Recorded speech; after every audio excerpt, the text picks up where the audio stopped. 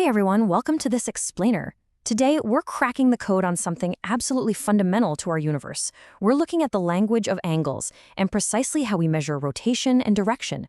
Whether you're navigating a ship across the ocean, programming a robotic arm, or honestly just trying to understand the geometry of the world around you, it all starts right here with these core concepts.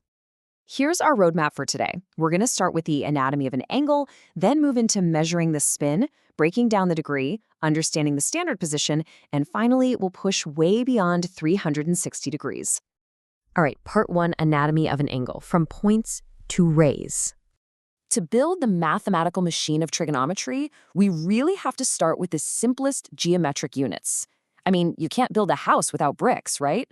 So let's lay that absolute foundational base right now. First up is a line. A line is determined by two distinct points. Let's just call them A and B. It's perfectly straight, and theoretically, it stretches out endlessly in both directions. It's literally the ultimate infinite path. So, how do we tame that infinity? Well, a segment is simply taking a finite slice out of that never-ending line.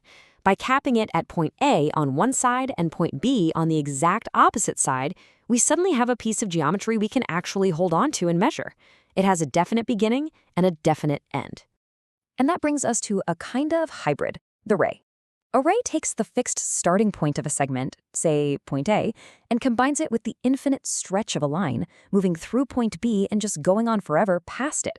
This whole concept of a fixed anchor point shooting off into infinity, that's the crucial building block for an angle. Okay, so what happens when we stick two of these rays together?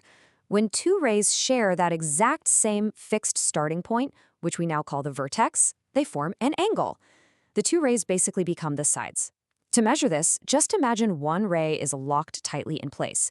We call that the initial side. Then you grab the other ray and physically rotate it to a new position, which becomes the terminal side. The actual amount of that rotation, that is the angle's measure. Moving on to part two, measuring the spin, degrees, and direction. Now, the most common unit we use for all of this is the degree. We assign 360 degrees to one complete full circle rotation.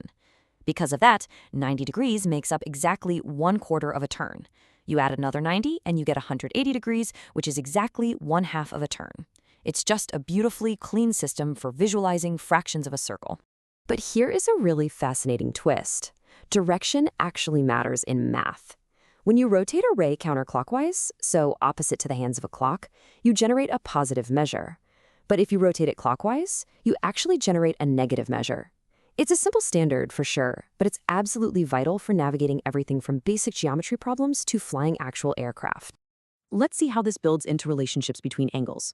We have complementary and supplementary angles. Two positive angles are complementary if they sum up to exactly 90 degrees. They're supplementary if they total 180 degrees. So think about a 27-degree angle. Its complement is 63 degrees, because 27 plus 63 is 90. Its supplement is 153 degrees, because 27 plus 153 hits that 180 mark. It's basically a geometric puzzle where the pieces always have to fit perfectly into a corner or a straight line. All right, part three, breaking down the degree, minutes, and seconds. So think back to the macro view of a 360-degree circle we were just looking at. Now, I want you to zoom all the way in down to a single degree.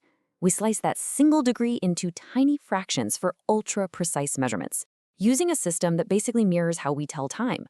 We divide one single degree into 60 equal parts called minutes. Then, we take just one of those microscopic minutes and divide it into 60 seconds. That means a single second of an angle is 1/3600th of a single degree. If you're plotting a course to Mars, that tiny microscopic fraction literally makes the difference between hitting your target and missing by millions of miles.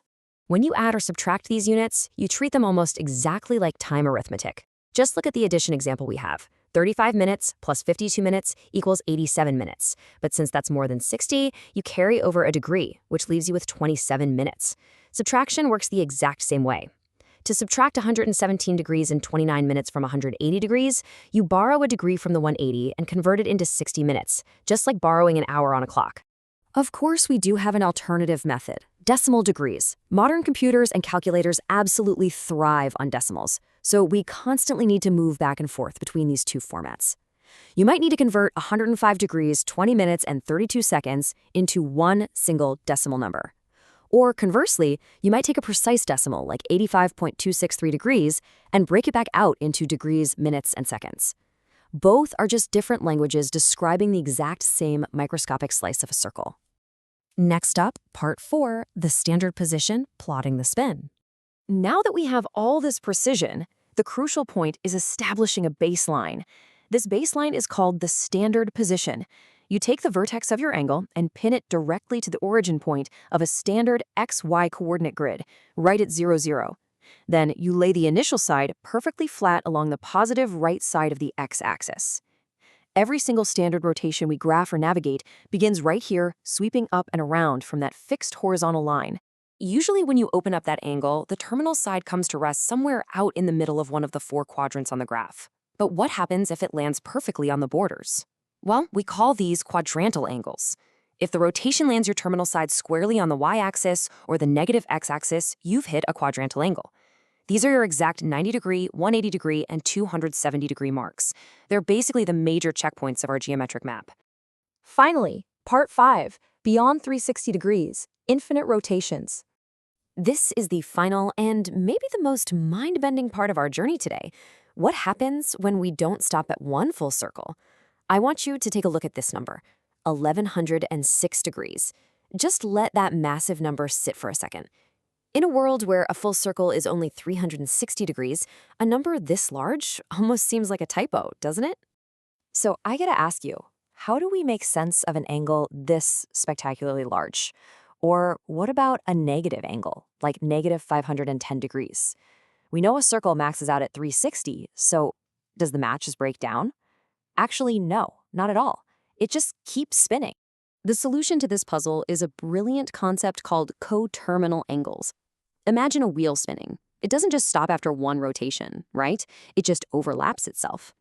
If you spin an angle past 360 degrees, you eventually come to rest at a specific position on the graph. Coterminal angles are simply angles that, despite having wildly different numeric measures, land in the exact same physical spot. Their measures will always differ by an exact multiple of 360 degrees.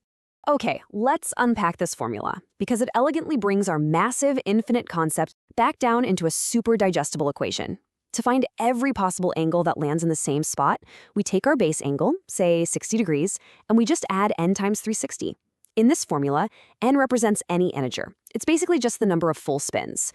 If n is 1, you spin once forward. If n is negative 2, you spin twice backward. No matter what integer you plug in there, you will always generate an angle perfectly coterminal with your starting point. Which leads us to a pretty incredible realization to wrap up this explainer. Think about exactly where we started.